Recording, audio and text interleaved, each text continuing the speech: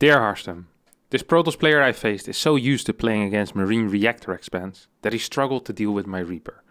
On top of that, he did absolutely zero scouting other than the first probe and adept. No hallucination, and his shade never got in. For this reason, I decided to fly my Hellion drop around to keep it hidden. My brain is bigger than his, and my reasoning paid off as I killed 16 probes for 3 Hellions and a medevac. When he took this much economic damage, I knew I just had to not take random damage from Blink Stalkers, which I didn't. I thought I would be in a good spot from this point, but the Protoss units just crushed my first push like an ant. I'll admit he was patient, made a nice round, but anyone can do that with Zealots. In the meantime, I played faster than him with Raven Harass and had a double drop in his main shortly after, but lucky for him, recall is a thing. After this, he just moves out and kills me without any effort. I had absolutely terrible vision and didn't see his move out, but I don't think vision would have mattered.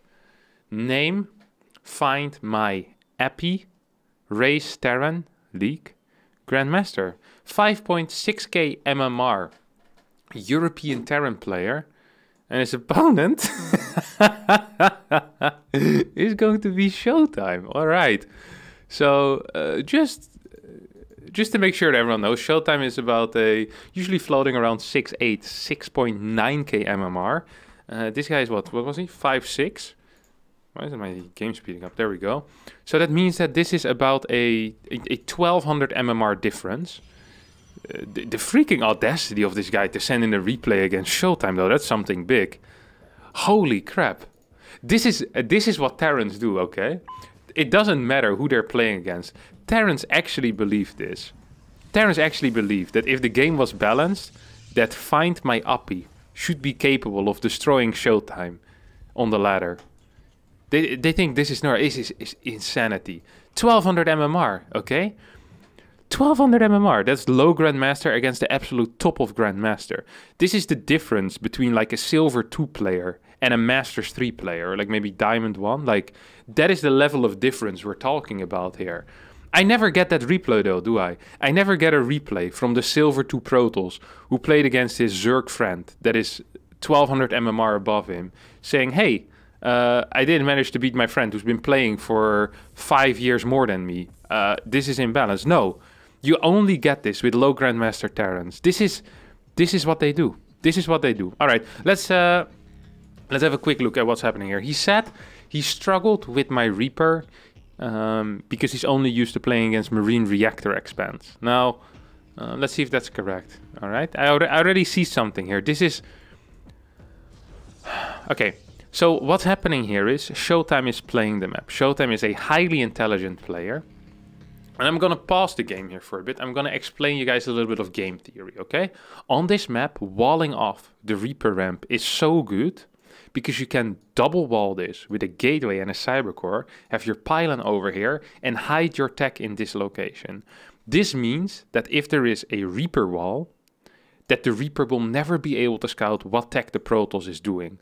As most Protoss do a Reaper wall, this means that building a Reaper on this map is really dumb.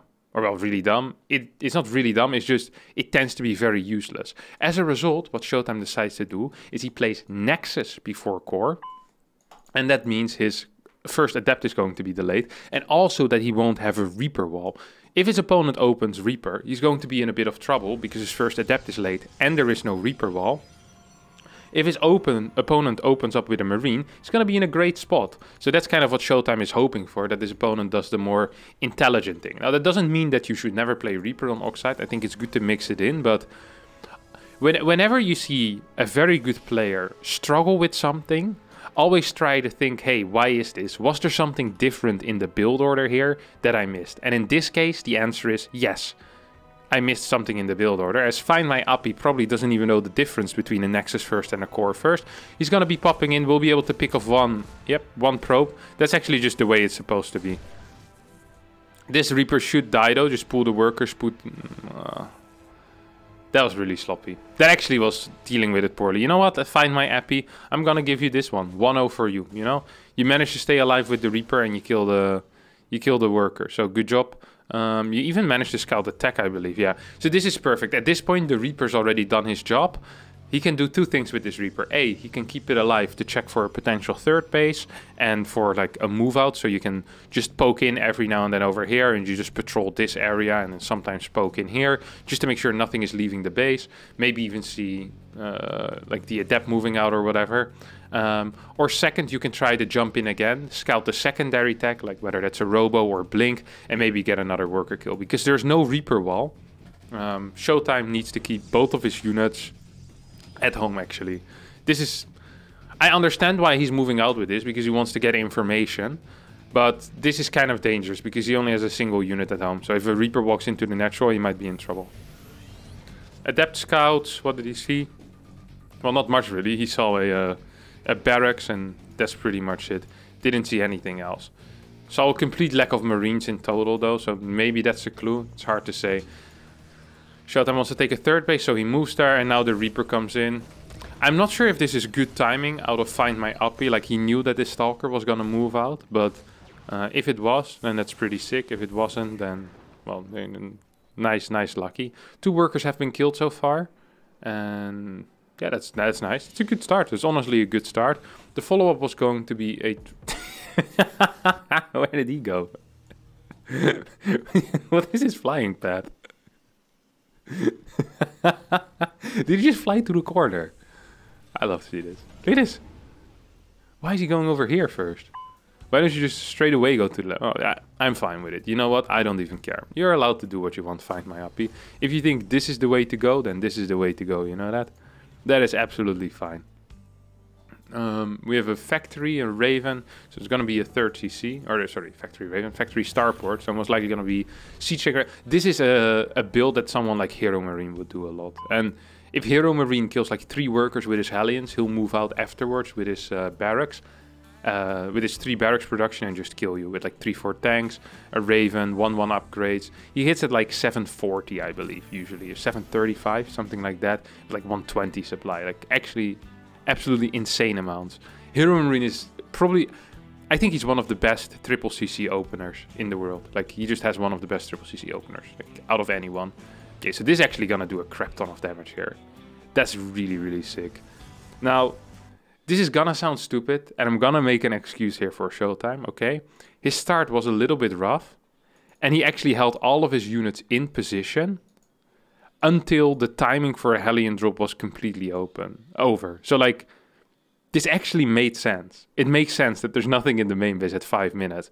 You want to be moving out, or you want to be starting to think about defending your third. Maybe there's going to be a push or something. It is a little bit risky because you didn't have the observer here yet. So moving out, well, you open yourself for this type of stuff. But yeah, like, I understand why this happens. It's not good, it's not pretty, and it's not super tight out of ShoWTimE, but I understand why it happens. Now, while this is happening, it's always important to note what's going on the other side of the map, okay? So, yes, our friend is doing a lot of damage, but take a look at this supply block, okay? Let's have a look at this supply block. This is a supply block of a lifetime. So, he drops these, and at this point, it wouldn't surprise me if this Terran player does nothing but micro the cars. So, we're gonna see if that's correct. 70 out of 70 at 5 minutes. He shoots. He's building SCVs, not realizing he's supply block. Look, he's constantly swapping. You can see that here in the bottom. He's building more and more units, not realizing he's supply block still. Up. He's gonna wait for his CC to finish, most likely. Every time he loses a unit, he can build more units. Yeah, he was supply block during the entirety of this. And he actually waited for his CC to finish. That's going to be the first time he's going to get unsupply block. He's going to get double refinery before the E-base as well. And he's floating 500 minerals.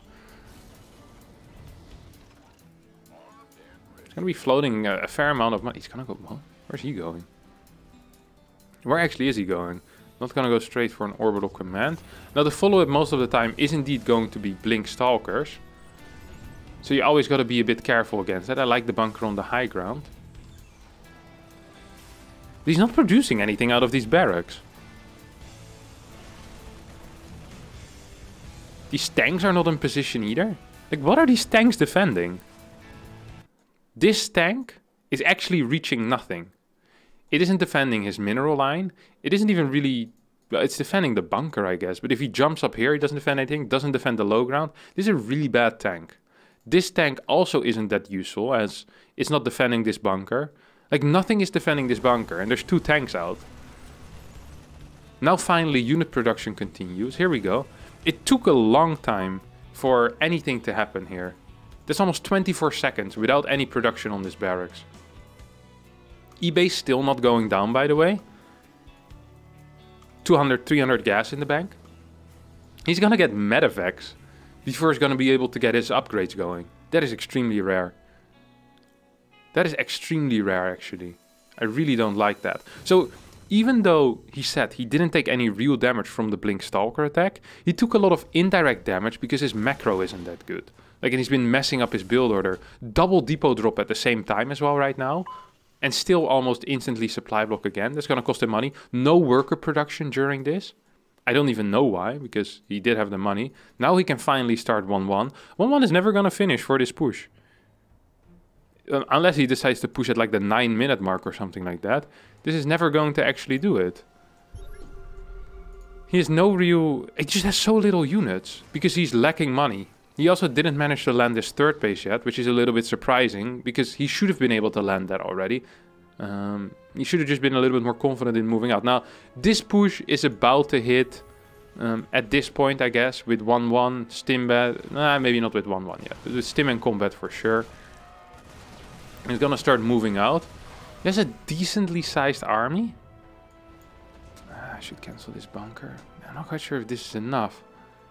Like, he just lacks a bit of money and got supply block a lot. But you know, he's gonna get a setup here. He's gonna get a setup. That's nice at least.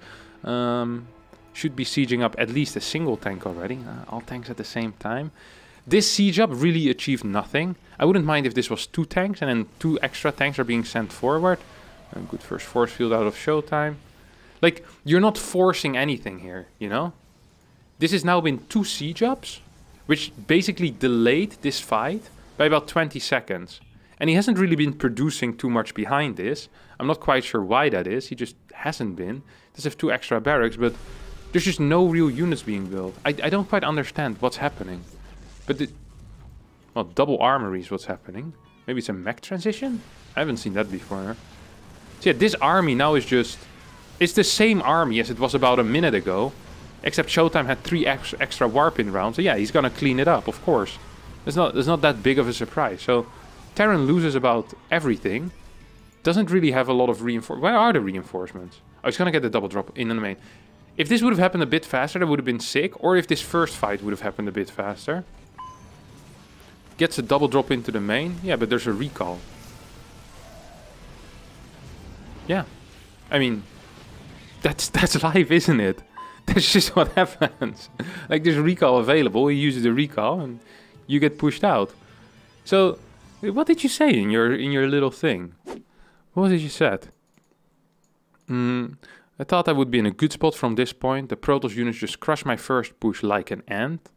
Yeah, sure, because you announced you were there a minute ahead of time. Then you stood around doing nothing, sieging the rocks rather than sieging your opponent's base, not fighting, reinforcements being slow. You'll admit he was patient.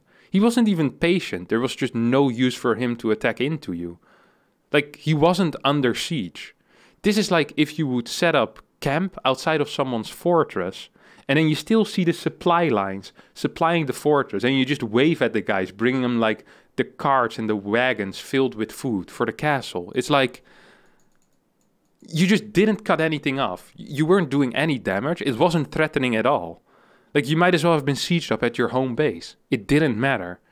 In the meantime, I played faster than him with what? With Raven Harass, and had a double drop in his main shortly after. Wait, did I miss the Raven Harass? This Raven got 4 kills. What do you mean played faster with my Raven Harass? You might have killed like half an observer and 2 workers. Played faster with the Raven Harass.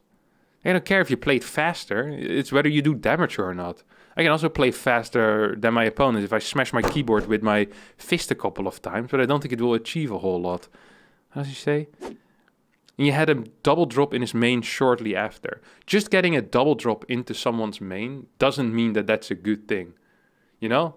I can have a mothership and 8 carriers into my opponent's main base as well. But if my opponent has 25 corruptors, 3 vipers and 4 infestors there, that's actually a bad thing, not a good thing. Like, you're just saying things that don't really mean anything. But let's continue this game. As ShoWTimE is still looking for a drop. You just lost 2 drops for free, is really what happened. This drop stayed alive, but you lost these ones. And you lost the main army as well, basically. So all your tanks are gone. Your major defense is gone. You now have 2 armories. And you have a Ghost Academy. Ghost Academy is really useful and actually is the correct call here. I do like that a lot. You realize your opponent is going into Storm rather than going into anything else. Probably because you saw the Templar Archives and the Double Forge. I guess with your Raven, which isn't being used right now. So nice playing faster here. Probably could just throw down a turret at some point. You also have no map control, no map vision. One of the main concepts, this is good. One of the main concepts in PvT, or one of the main things in PvT, is being on the map, okay?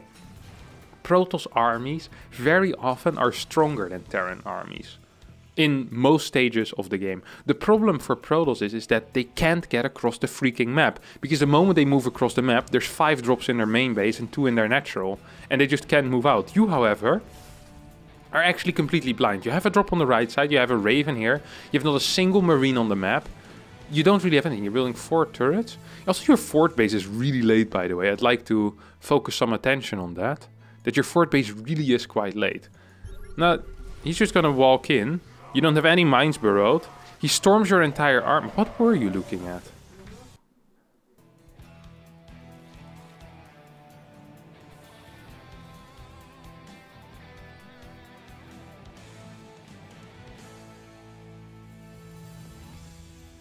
So you have 29 workers on one base, some slight oversaturation. But what are you doing? I just don't understand it. Okay, wait, 2 more barracks? You're going up to 7 racks of 76 workers before a fort base. Okay, so you're scanning. And I see, oh crap, my entire army. It dies. Yeah, I mean, this is what happens if you don't look at your army for 15 seconds. Someone manages to take down these rocks without you noticing and move their entire army across the map, and you're not prepared or even controlling your army, you're just gonna lose the game. If you're standing still and a Zerg throws in 30 Banelings into your army, it's weird to complain that Banelings are too strong. No, you just stood still and tanked the Banelings. If I hold position in a 15 tank army, I'm also going to lose my entire army. Then I could potentially complain that tanks are too strong if I'm hold positioned in a tank line. But I think that would be a rather silly thing to do. Now, we could look at this game and we could actually perhaps even make the argument that Terran is the imbalanced one here, okay?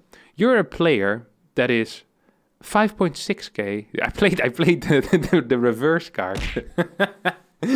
You're a 5.6k player with obviously inferior mechanics than your opponent.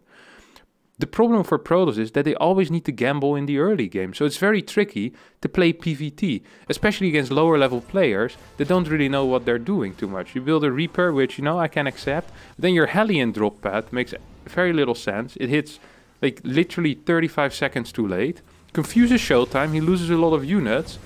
If you were semi-competent going into a mid game, if you hit your timings correct, you got your upgrades on time, or you would have macroed at any point in the game, you probably just would have won and beaten a guy that is literally the difference between silver 2 and diamond 1. Like, he is that much better than you, and you still got close.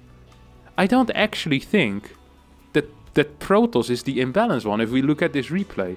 This is someone that honed his craft, been playing for over 10 years, every single game, 6-7 hours, one of the brightest analytical minds. And you got him because you delayed your Hellion drop by 30 seconds? How dare you? Unbelievable. No map vision, poor unit control, bad execution in the macro, a lucky early game, and you think you deserve this win? No. What you deserve is this. Bam! The mega suck stamp. Congratulations. You suck is not imbalanced. Nice. Alright, that's going to be it for today's episode of Is it Imba or Do I Suck? If you thought this was a good episode, hit the like button. If you thought this was a great episode, you're allowed to hit the like button and comment. If you thought this was fantastic, you're allowed to comment, like, and hit the subscribe button. But only if you thought it was fantastic. Otherwise, just stick to the like or the like and comment. These are also fine. That's going to be it for today. And we'll see you all next time for more videos. Bye bye.